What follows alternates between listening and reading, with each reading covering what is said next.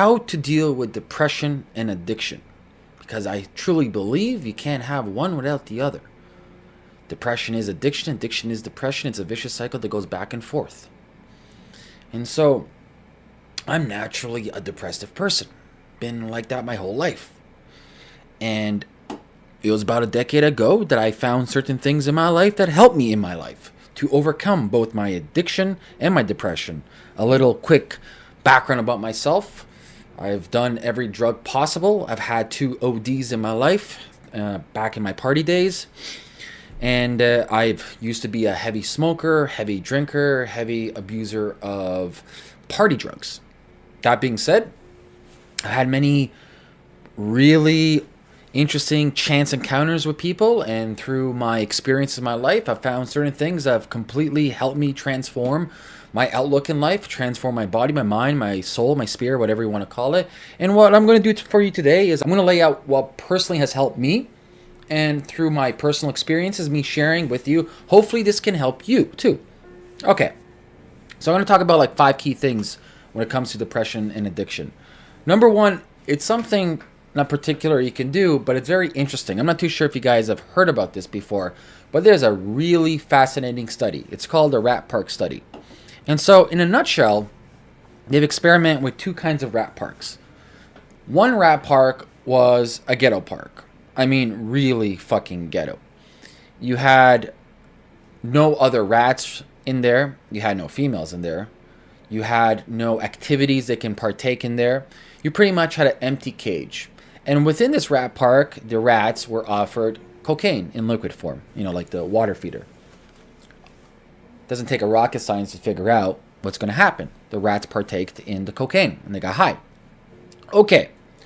Now the scientists let's try to figure out some other scenarios we can put the rats in. So they created a rat amusement park. And this is a fucking pimped out rat amusement park.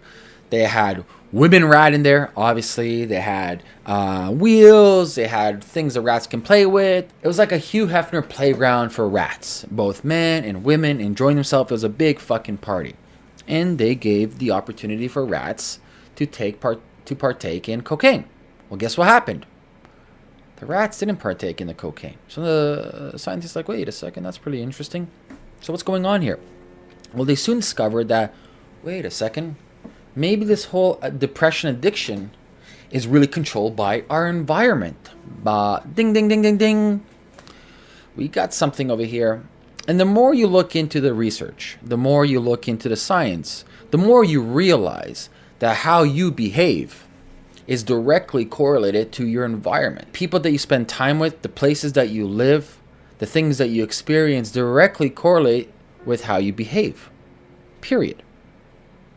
And so there's something interesting to take from this. And I'm going to getting into my steps, and some of my steps relate to the rat park study. But I just wanted to start with this story, how fascinating it is, where they had the option to take cocaine and they didn't. Your environment fucking dictates how you behave. And this is why willpower is a scam. Willpower is the biggest myth sold. There's no such thing as willpower. And this is why if you look at every successful person, from an entrepreneur to an athlete to relationship success to family success, it all depends on the systems that you create and the environment that you create to benefit you, right? Your environment should be the best environment to instigate the reactions internally from you, right? Okay. Let's begin what has helped me in my past.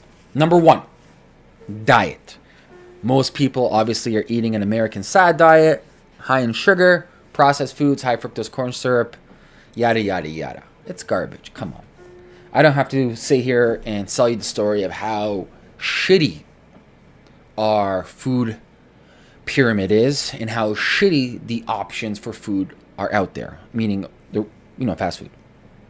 So what did I do for diet? And I'm not here to preach diets. I'm just telling you what worked for me. You can figure out what works for you. And you can look at the science and research for this as well.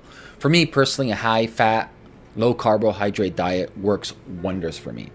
As soon as I started eating high-fat, low-carb, I would even say high-protein, high-fat, low-carb, it was almost like day and night difference. My energy levels improved, my mood improved, my cravings, big one for me, my cravings for sugar decreased.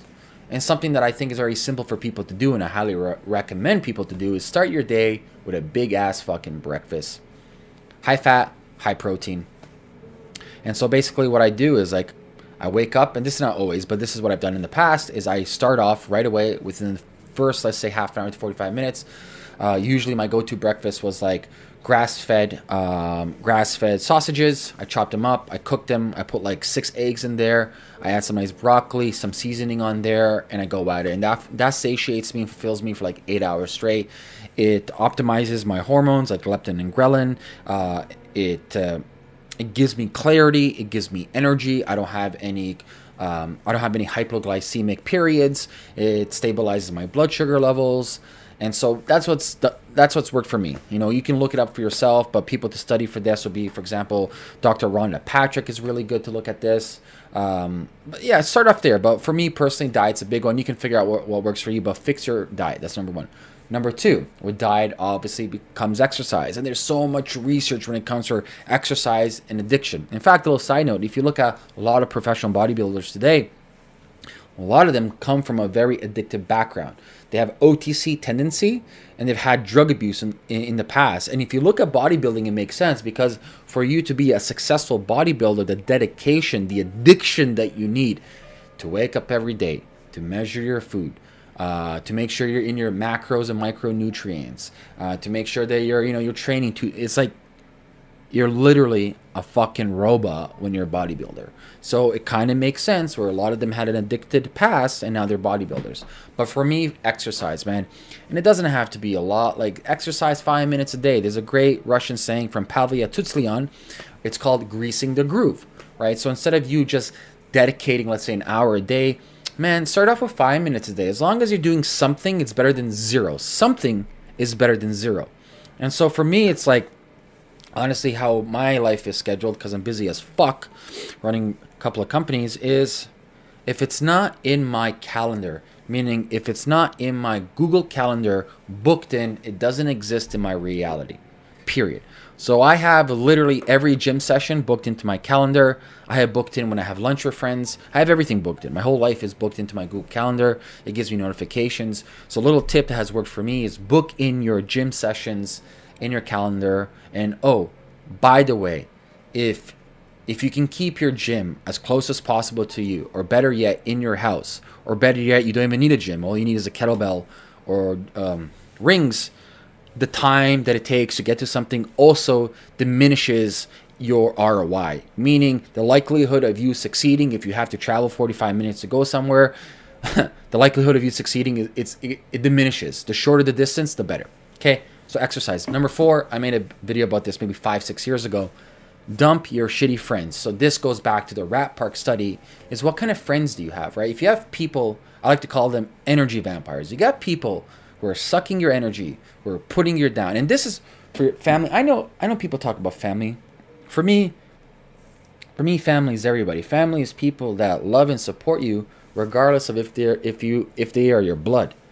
Family is somebody that when you tell them something, they promote you, they help you, they do everything in their. It's not just like they do everything. They actually generally are proud of you and generally are happy that what you're doing is pushing yourself in the right direction. And you really got to audit your friends. If your family or friends are always putting you down, be conscious of that, and then love yourself enough, man. Love yourself enough to fucking cut them out of your life, regardless of if you're family. Just cut them out, man. Cut them out. You do not deserve that. You deserve the best people in your life. You deserve people that help you, that promote you, that love you, that nurture you, that care for you, that want you to succeed, generally want you to fucking succeed, as opposed to want you to fail, okay? Number 4 is a major one, man. It's a major one that ties into number 1 with the Rat Park study. Control your environment. That's number 4. Number 5, this one's going to be interesting. This one's not for everybody. And remember, I'm telling you things that personally helped me in my past. I'm not telling you things that I just pulled out of my ass. I'm telling you what has helped me and hopefully can help you. Number 5 is psychedelics. And I know I've had some of you reached out for exact psychedelics. Remember, I'm not a doctor. I'm just telling you what worked for me. I'm not going to get into doses or anything, but the 2 ones I have, I would say 3 ones. The three ones that have been highly impactful for me was number one, MDMA, more or less controlled MDMA, very similar to the MAPS protocol where it's assisted and going through a process. Number two would be microdosing of Ibogaine Iboga. In fact, Ibogaine Iboga is probably the best substance so far I have investigated, read about, both from a scientific perspective and first-hand encounter with dealing with addiction. Like Gabor Mate talks about Iboga. Look it up, Ibogaine. It's remarkable, but it's not for everybody. I do highly state caution when it comes to Iboga. Please find a professional, reach out to MAPS, but it's very interesting. And then finally, psilocybin, magic mushrooms, microdosing with that. These three, so Iboga, MDMA, and psilocybin have helped me internalize the emotions that I'm feeling. It doesn't help you as in like, hey, you got to do this. It helps you internalize what you're feeling. Because let's say you're depressed. Let's say you have an addictive personality. Let's say through your addiction, through your depression, you're feeling certain emotions, but you don't understand why you're feeling these emotions. So psychedelics helps you connect deeply with your emotions so you understand them. And once you understand your emotions, you can place them in certain order in your body and you can come to love and respect your emotions, right? So when you're feeling a certain way, where you get angry, or when you're having a craving for something, or when you have a quick impulse, you then understand why you're having this reaction. Then, instead of reacting, you respond. This is something that Viktor Frankl from Man's Search for Meaning, another book I highly recommend that you get, talks about. Instead of reacting, you respond. And so those are my 5 really important things to talk about when it comes to addiction and depression. Look at the Rat Park study: diet, exercise, friends, controlling the proper circle, having really supportive people around you, and psychedelics. If you enjoyed this video, guys, highly recommend a like, a share, and subscribe. Also, if you have any questions or comments about this, please don't hesitate to reach out, because I know it's a very sensitive topic and subject. Have a great day, guys. Peace.